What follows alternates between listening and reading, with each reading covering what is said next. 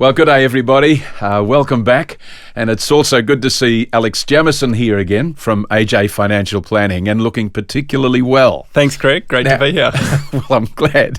Look, we were talking earlier about this idea of this crazy investments that people sometimes make, and they can make millions of dollars. Can you just talk a bit about that? Yeah, like in our line of work, Greg, we see this from time to time throughout the course of the year, and we see both ends of the spectrum. So you've got on one end where it's sort of the horror story where there's hundreds, in some case $1 million of losses where it hasn't worked out for someone. They've plunged into this area on their own accord and thought they were going to make the millions and millions in dollars, and it hasn't worked out. And then the other end of the spectrum, from time to time, we also see the other side of the coin, which is the success stories, the huge windfalls that have worked out. And I thought it would be really interesting maybe today to maybe chat a little bit more about it and some of the thought processes that we go through when someone comes to us and say, hey, what do you think about this? Is it worthwhile having a bit of a look at it? And maybe explore the whole area a little further. Okay, so this idea of winning millions, is this like the racehorse owner or the lottery winner? What is? I think it is. Like with the human psyche, it very much is so. It's that chance that you are going to make so much money that you will never have to work again. And so we see it quite regularly. And in a lot of cases, the thought process is more around what can I make rather than what I can lose. And so I think that's really an important aspect because the reason people take these plunges is that little whisper in your head that says, you might actually make this work out. And if it does, you won't have to work or your life will change financially for these reasons. Is this basically greed? It's very much greed. Yeah, I think so. And I think it's also possibly not calculating the risk associated with the upside. And so I'll give you an example. We quite often see people making speculative land purchases, huge exposures, multi-million-dollar sort of acquisitions. And yes, the windfalls could be quite significant. But sometimes when we look at the risk and what might go with it, the return that you're expecting to receive may not justify it. Sometimes the calculations work out okay. So a couple of years ago, I asked you about Bitcoin, about cryptocurrencies. Yeah. And does that fall in the same category or not, or is it different? Absolutely. Like when we were having that conversation, Greg, we sort of talked about this notion. And I think this notion around psyche and when you're assessing risk is around the possibility of total loss. So normally with an investment, we talk about, well, what's the downside risk? How much will you lose? When we talk about speculative investments, we're talking about absolute risk. So, you put 100,000 into this thing, you are going to lose 100,000. And so that's probably the biggest divergence. Whereas if it's a typical regular investment, your downside risk may be somewhere between 10 to 50%. So if you're going to go into something like that, speculative, you've got to be prepared to lose the lot. Is that the idea? Absolutely. You have to have in that psyche that I've got two options. I can put it into this investment or I could spend it on a holiday. What would I prefer to do? And that change mentally is quite distinct because you are literally maybe saying goodbye to that money. So it's like, do I want the enjoyment with a holiday or do I want it to an investment that may have potentially huge upside? It's a different proposition. Yeah. Okay, well, if you're looking at that, do you have mental checkpoints along the way that you'd sign off? Yeah, absolutely. I think the biggest things are around asset allocation. So anyone that comes back to us that says, hey, we want to look at this as an investment option, I want to take a speculative punt, and we go through a lot of the pros and cons with the decision tree. The first thing we'll start with is asset allocation. We'll first look and say, is this financial decision going to be an absolute train wreck on their situation? Are they literally cashing everything up and putting it on red? And so that's what we really want to avoid. So we sort of talk about speculative punts need to be, somewhere, if you're looking at a portfolio size less than 5% of your total portfolio.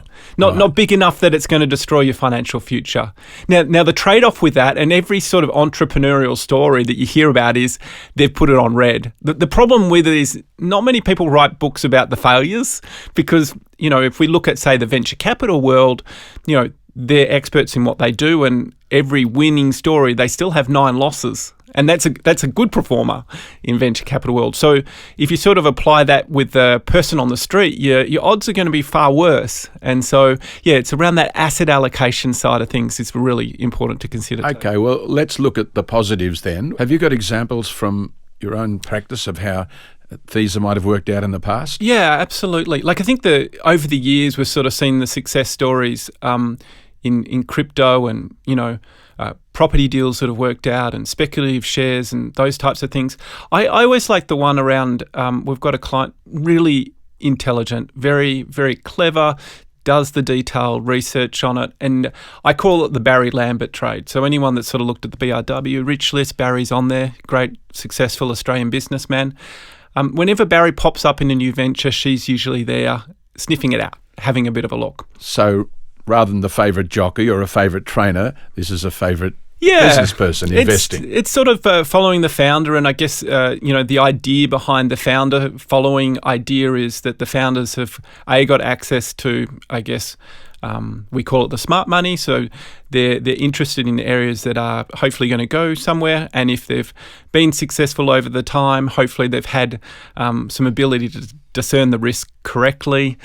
Like all of these things, there's nothing guaranteed with it. We've often seen the founder, I guess, idea not work out, but certainly it's an interesting one. I think the key takeaway with it is the ones that have done well. So whether it is those other sectors that I've mentioned, the ones that have done well understand and spend a lot of time understanding what they're actually investing in.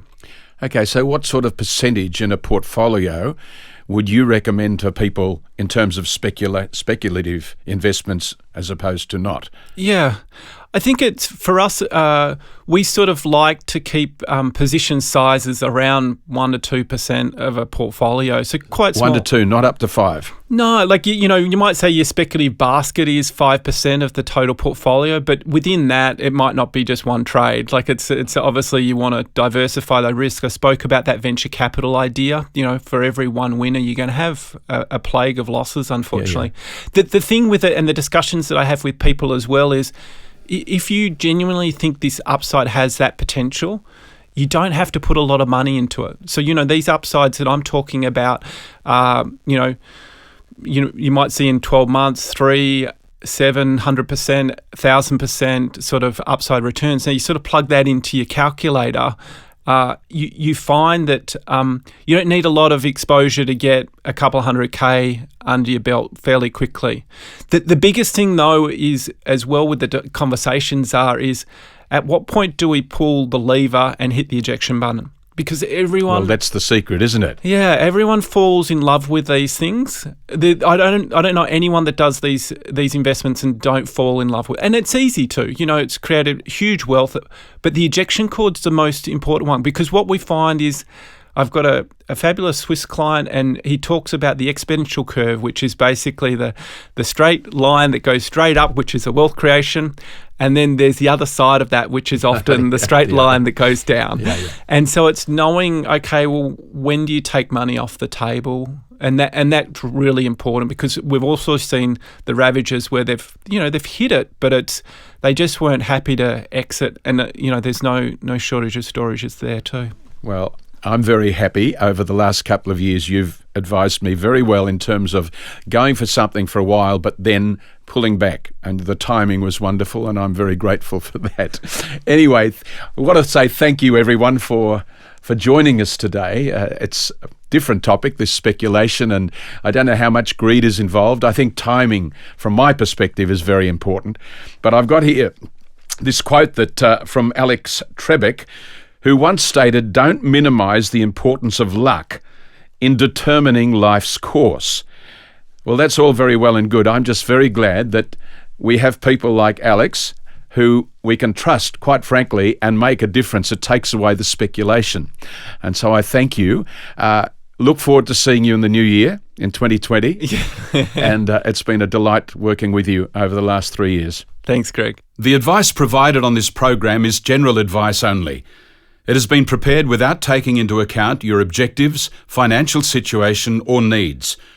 So before acting on this advice, you should consider the appropriateness of the advice and consult a finance professional. If any products are detailed on this program, you should obtain a product disclosure statement relating to the products and consider its contents before making any decisions. Where quoted, past performance is not indicative of future performance.